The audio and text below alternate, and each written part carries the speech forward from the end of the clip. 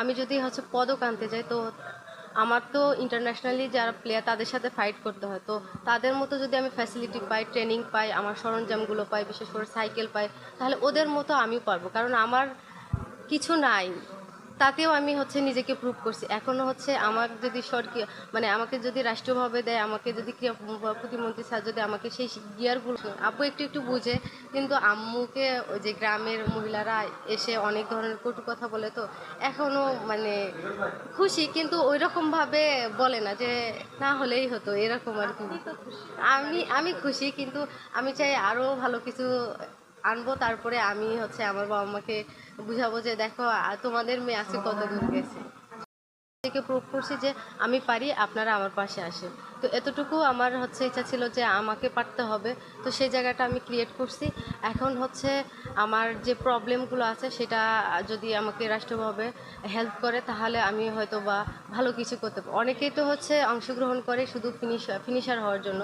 আমি যদি পদক আনতে যাই, তো আমার তো ইন্টারন্যাশনালি যারা প্লেয়ার তাদের সাথে ফাইট করতে হয়। তো তাদের মতো যদি আমি ফ্যাসিলিটি পাই, ট্রেনিং পাই, আমার সরঞ্জামগুলো পাই, বিশেষ করে সাইকেল পাই, তাহলে ওদের মতো আমিও পারবো। কারণ আমার কিছু নাই, তাতেও আমি নিজেকে প্রুভ করছি। এখনো আমার যদি সরকার আমাকে যদি রাষ্ট্রীয়ভাবে দেয়, আমাকে যদি ক্রীড়া প্রতিমন্ত্রী স্যার যদি আমাকে সেই গিয়ারগুলো দেয়, আমি আশা করি আমার এই ক্যাটাগরিতে আমি চ্যাম্পিয়ন হবো।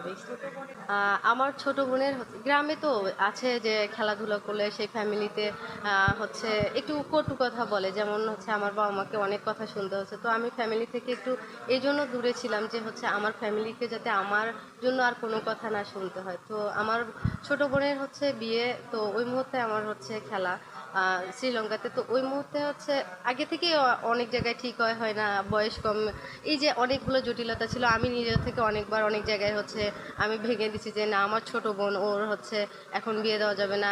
অনেকভাবে থ্রেট দিছি যে আপনি যদি বিয়ে করেন, আমি কিন্তু এখান থেকে পুলিশ পাঠাবো, ইউনো স্যারকে বলবো, এরকম যখন আমি বলছি অনেকেই ভেঙে গেছি। কিন্তু এইবার বিয়েটা ঠিকঠাক করার পরে আমাকে জানাইছে। তখন ওই মুহূর্তে আমার করার কিছু নেই, কারণ একটা ফ্যামিলিরও একটা মান সম্মান আছে। তো ওই সব মিলায় আমি বাধ্য হয়েছি ওদের সিদ্ধান্তটাকে মেনে।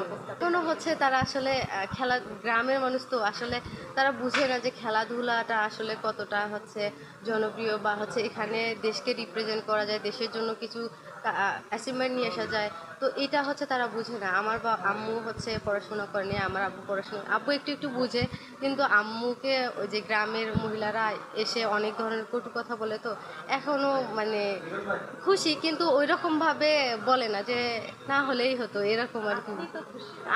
আমি খুশি, কিন্তু আমি চাই আরো ভালো কিছু আনবো। তারপরে আমি আমার বাবা মাকে বুঝাবো যে দেখো, তোমাদের মেয়ে আছে কত দূর গেছে।